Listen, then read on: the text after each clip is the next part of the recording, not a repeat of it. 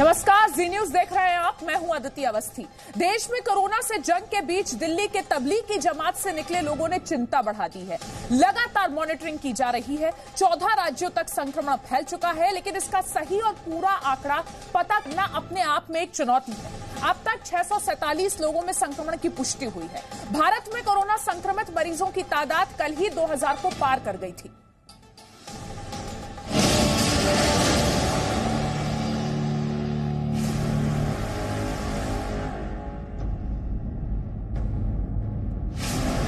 दिल्ली में कोरोना संक्रमित मरीजों की तादाद बढ़ने के बाद कई क्वारंटीन सेंटर बनाए गए हैं। दिल्ली के निजामुद्दीन इलाके के तबलीगी जमात के लोगों की बदसलूकी और हंगामे के बाद क्वारंटीन सेंटर्स पर निगरानी बढ़ा दी गई है। ये दिल्ली के मुंडका की तस्वीर है, जहां तबलीगी जमात के 127 लोगों को रखा गया है।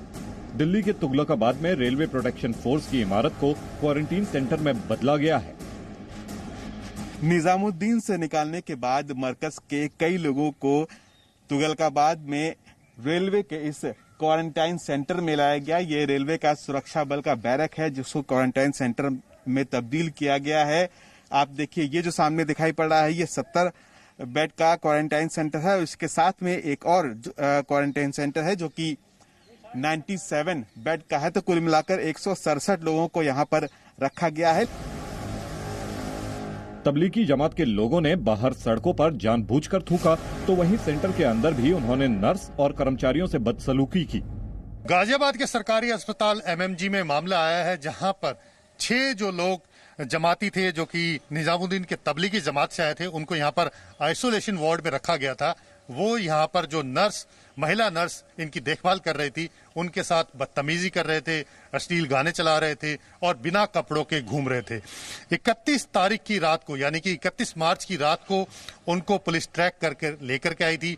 यहाँ के आइसोलेशन वार्ड में रखा गया था, उनकी जांच की जा रही थी और उसके बाद से ही लगातार वो इस तरह की बदतमीजी कर रहे थे। अब जरा दिल्ली के आजादपुर मंडी की तस्वीरें देखिए। यहाँ लॉकडाउन के दौरान भी भीड़ जुटी रही है। लोग सोशल डिस्टेंसिंग का ध्यान भी नहीं रख रहे हैं। नोएडा में कोरोना के बढ़ते मामलों के बीच कई होटल को क्वारंटीन सेंटर में बदला जा रहा है। देखिए, आदेश दे दिया गया है जिला प्रशासन की तरफ से और 4 होटल का मैं नाम भी बता देता हूं आपको कि होटल रेडिसन ब्लू है जो कि सेक्टर 18 में है, होटल मोजेक है सेक्टर 18 में वो भी है, होटल गोल्ड व्यू है जो सेक्टर 37 में है और जिसके सामने मैं खड़ा हूं मैं, और उसके अलावा होटल जिंजर है जो 63 में है।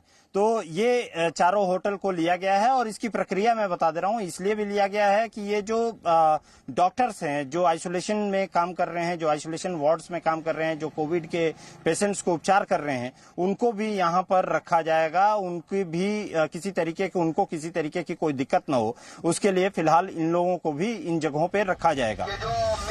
नोएडा में पुलिस लॉकडाउन का सख्ती से पालन करा रही है। शुक्रवार को पुलिस की मुस्तैदी बढ़ गई थी। पुलिस के सामने सामूहिक नमाज को रुकवाने की चुनौती थी। पुलिस ने कई इलाकों में फ्लैग मार्च किया। यानी अपने घरों में रहना। नोएडा और ग्रेटर नोएडा में आज जुमे की नमाज के दिन पुलिस और प्रशासन खास तौर पे अलर्ट है। ड्रोन से निगरानी रखी जा रही है। जितनी भी मस्जिदें नोएडा ग्रेटर नोएडा में है, वहां पर पुलिस तैनात की गई है। किसी भी तरह से लोगों को मस्जिद में या फिर नमाज के लिए कहीं पर भी ना जुटने देने की अपील लगातार पुलिस की तरफ से की जा रही है। पिछले हफ्ते भी जिस तरह से हम लोगों ने देखा था कि एक छत पे लोग इकट्ठा हो गए थे और नमाज पढ़ रहे थे, तो उसको देखते हुए ड्रोन से निगाह रखी जा रही है, खासकर छतों के ऊपर निगाह रखी जा रही है। कन्नौज में आज पुलिस की टीम पर हमला हुआ। हमले में 2 पुलिसकर्मी गंभीर रूप से घायल हो गए। पुलिस कागजियाना मोहल्ले में सामूहिक नमाज रुकवाने गई थी। लॉकडाउन के बावजूद नमाज के लिए इकट्ठा हुए 40 लोगों को सांगली पुलिस ने हिरासत में ले लिया है। महाराष्ट्र के सांगली शहर के मिर्ज में लॉकडाउन के बावजूद 40 लोग जुम्मे की नमाज के लिए मस्जिद में इकट्ठा हुए थे। गाजियाबाद के बाद कानपुर में डॉक्टर और नर्स के साथ बदसलूकी हुई है।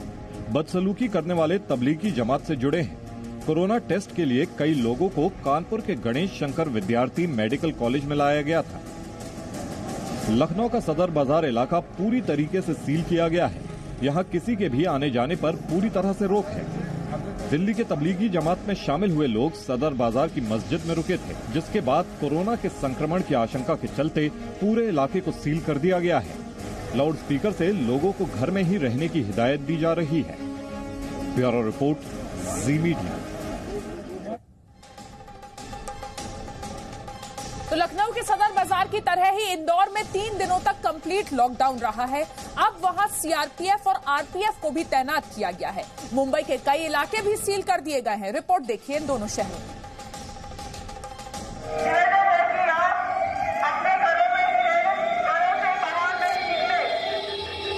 मध्य प्रदेश के इंदौर में अब हालात कर्फ्यू जैसे हैं। पुलिस के साथ अब सीआरपीएफ के जवान भी तैनात किए गए हैं। पुलिस की गाड़ियां सड़कों पर घूम रही हैं, फ्लैग मार्च किया जा रहा है। इंदौर में हर तरफ सन्नाटा है। देश में इस वक्त कोरोना के सबसे अधिक मरीज महाराष्ट्र में हैं। 21 लोगों की मौत हो चुकी है। महाराष्ट्र में कोरोना पीड़ित लोगों की संख्या लगातार बढ़ती जा रही है, जो कि एक चिंता का विषय है। इस वक्त हम मुंबई के ईस्टर्न एक्सप्रेस हाईवे पर हैं। आप देख सकते हैं रोजाने की तरह पुलिस जो है वो चेक कर रही है। लॉकडाउन की स्थिति में हर व्हीकल्स, हर टू व्हीलर को चेक करने के बाद ही जो है वो छोड़ा जा रहा है। जो एसेंशियल सर्विस में जो व्यक्ति काम कर रहा है उसे ही सिर्फ अलाउ कर रहे हैं। आपको बता दें, महाराष्ट्र में अब तक कोरोना पीड़ित की संख्या 423 हो चुकी है। बिहार की राजधानी पटना में लॉकडाउन का सख्ती से पालन कराया जा रहा है। कोरोना के बढ़ते मामलों की वजह से लोग अब बेवजह बाहर नहीं आ रहे। बिहार में अभी तक कोरोना पॉजिटिव की संख्या 29 है। 1 की मौत हुई है और 3 लोग कोरोना से जंग जीतकर अपने घरों में चले गए हैं। जो बिहार के जितने भी बॉर्डर हैं, जितने भी सीमाएं हैं, उसको सील कर दिया गया है और यहां तक कि शहर को भी सील कर दिया गया है। और इस वक्त हम मौजूद हैं बेली रोड इलाके में और आप देख सकते हैं कि चप्पे चप्पे पर पुलिस तैनात है और सुनसान सड़कें हैं और इक्की दुक्की गाड़ियां हैं जो जरूरी सेवाओं से जुड़ी हुई हैं, वही गाड़ियां सड़कों पे उतरी हुई हैं।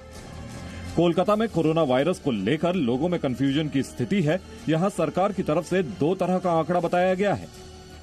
ये नया विवाद खड़ा हुआ कल जब सचिवालय में 2 ब्रीफिंग्स हुई कोरोना वायरस को लेकर और 2 अलग अलग डेटा दिए गए। पहली ब्रीफिंग की गई, राज्य सरकार ने जो गठन किया है एक एक्सपर्ट कमेटी को जिसमें डॉक्टर्स है, उनकी तरफ से ये कहा गया कि राज्य में कुल मिलाकर 53 लोग जो है वो कोरोना वायरस से संक्रमित है और ये कहा कि कुल मिलाकर 7 लोगों की कोरोना वायरस से मौत हुई है। लेकिन उसके ठीक 1 घंटे बाद पश्चिम बंगाल के जो चीफ सेक्रेटरी है राजीव सिन्हा, उनकी तरफ से फिर एक बार ब्रीफिंग की जाती है और इस बार पूरे तरीके से अलग नंबर्स दिए जाते हैं और अलग डेटा रिलीज किया जाता है। वो ये कहते हैं कि राज्य में सिर्फ 34 लोग ही कोरोना वायरस से संक्रमित हैं और कुल मिलाकर सिर्फ 3 लोगों की मौत हुई है कोरोना वायरस से।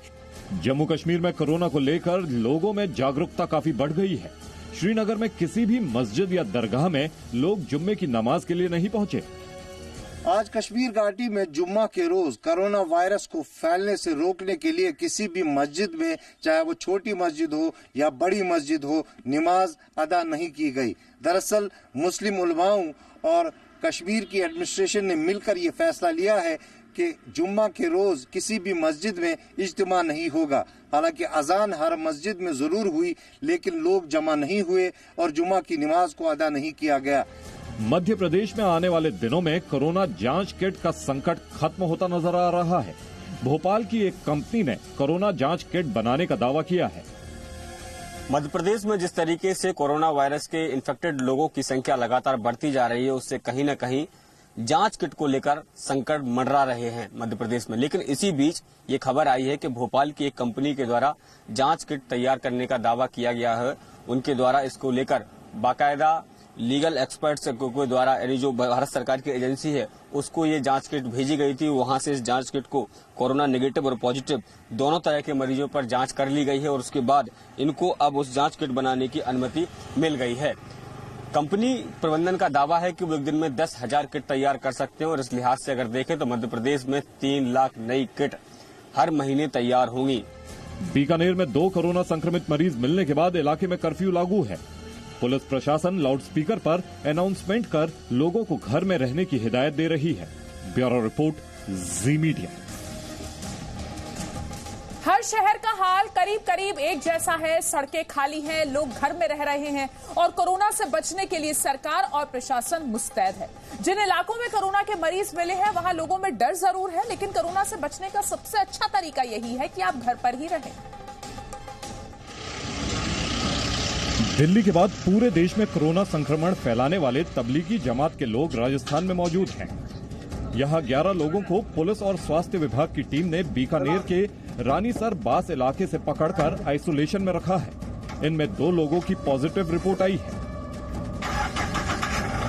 बीकानेर में 2 कोरोना मरीजों की पुष्टि के बाद लगातार पुलिस सक्रिय यहां पर नजर आई है। आप देखिए किस तरह से पेट्रोलिंग यहां पर की जा रही है। तमाम जो इलाका है उसको पूरी तरह से यहां पर सीज कर दिया गया है। पुलिस की पूरी नजर है। आप देखिए एक भी व्हीकल आपको यहां नजर नहीं आएगा और पूरी तरह से 2 मरीजों की पुष्टि के बाद पूरे शहर में जिला कलेक्टर की तरफ से मिली जानकारी के बाद ये साफ हो गया कि 7 तारीख को वो बीकानेर में आए थे।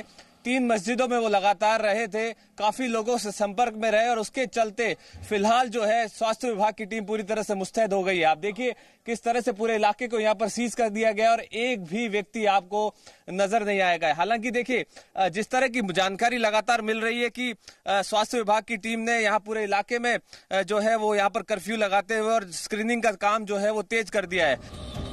जयपुर के रामगंज में पुलिस की मुस्तैदी बढ़ती जा रही है। 33 पॉजिटिव केस मिलने के बाद कर्फ्यू के बीच रामगंज में सन्नाटा छाया हुआ है। ये रामगंज क्षेत्र है, यहाँ से इसकी बॉर्डर की शुरुआत होती है। यहाँ पर पुलिस ने मोर्चा संभाल रखा है। पूरी तरीके से इस क्षेत्र को सील किया हुआ है, कोई भी घरों से बाहर नहीं निकले। इतना ही नहीं, अब तक जो परेशानी आ रही थी कि जो लोग हैं जो मेडिकल टीम को सहयोग नहीं कर रहे थे, स्क्रीनिंग के लिए लोगों से अभद्र व्यवहार कर लोग जो है मेडिकल टीम से अभद्र व्यवहार कर रहे थे, उसके बाद एडिशनल डीसीपी नाजिम अली को इस क्षेत्र की जिम्मेदारी दी गई। उन्होंने 26 ऐसी टीमें बनाई जो कि मेडिकल टीम के साथ एसडीआरएफ और जो पुलिस के जो पुलिसकर्मी हैं उनको तैनात किया गया, जिससे कि लोगों से अपील की गई कि वो स्क्रीनिंग कराएं, उनके स्वास्थ्य की जांच हो सके। कोरोना वायरस के संक्रमण को तोड़ने के लिए पूरे देश को 21 दिन तक लॉकडाउन किया गया है, जिसके बाद वाराणसी की सड़कों पर सन्नाटा पसरा हुआ दिखाई दे रहा है। हर कोई अपने घरों में कैद है। कुछ लोग जरूर सड़क पर देखे जा रहे हैं, पर वो लोग मेडिकल आपातकाल से जुड़ी सेवाएं लेने के लिए बाहर निकल रहे हैं। कोरोना के संक्रमण की चैन को तोड़ने के लिए पूरे भारत को 21 दिनों तक लॉकडाउन किया गया है। आज लॉकडाउन के 10वें दिन वाराणसी की सड़कों पर सन्नाटा साफ तौर से देखने को मिल रहा है। कोई भी एक जन वाराणसी की सड़कों पर देखने को नहीं मिल रहे हैं। हालांकि जरूर कुछ लोग इक्का दुक्का लोग देखने को सड़कों पर मिल रहे हैं। वो लोग हैं जो आपातकाल से जुड़ी सेवाएं या फिर मेडिकल से जुड़ी चीजें लेने बाहर निकले हुए हैं। उससे बात की जाए घाट की या फिर मंदिरों की या फिर सड़कों की, तो वाराणसी में पूरी तरह से लॉकडाउन का समर्थन करते हुए लोग देखे जा रहे हैं। पूरी तरह से सन्नाटा पसरा पड़ा है। हालांकि प्रशासन ने लोगों को रियायत देते हुए 10 बजे का समय निर्धारित किया है कि 10 बजे तक आप मार्केट निकल के जरूरी सामान जरूर खरीद सकते हैं, लेकिन अगर उसके बाद अगर बाहर जाएंगे तो प्रशासन कड़ी कार्रवाई करेगा।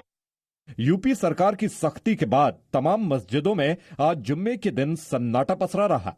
मुस्लिम धर्मगुरुओं ने यह अपील की है कि लोग अपने घरों में ही नमाज पढ़ें। जुमे की नमाज को लेकर प्रशासन पूरी तरह से अलर्ट है। शासन ने साफ तौर पर निर्देश दिए हैं कि पूरे उत्तर प्रदेश में कहीं पर भी जुमे की नमाज मस्जिदों में ना हो।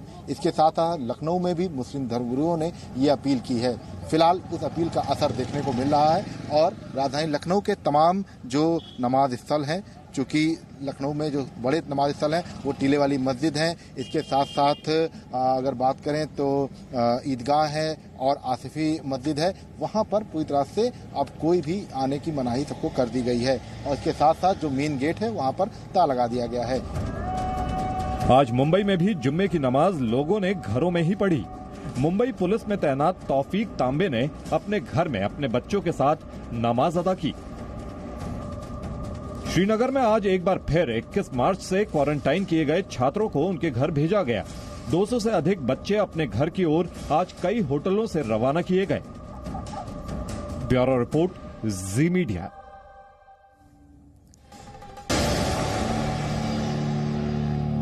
तो लॉकडाउन में 10 शहरों का हाल हम आपको बता रहे हैं। ब्रेक के बाद एक बार फिर आपका स्वागत है। हैदराबाद में कोरोना वायरस के संक्रमण से कैसे मुकाबला किया जा रहा है, आपको हमारे संवाददाता प्रसाद भोसेकर बता रहे हैं इस अगली रिपोर्ट में।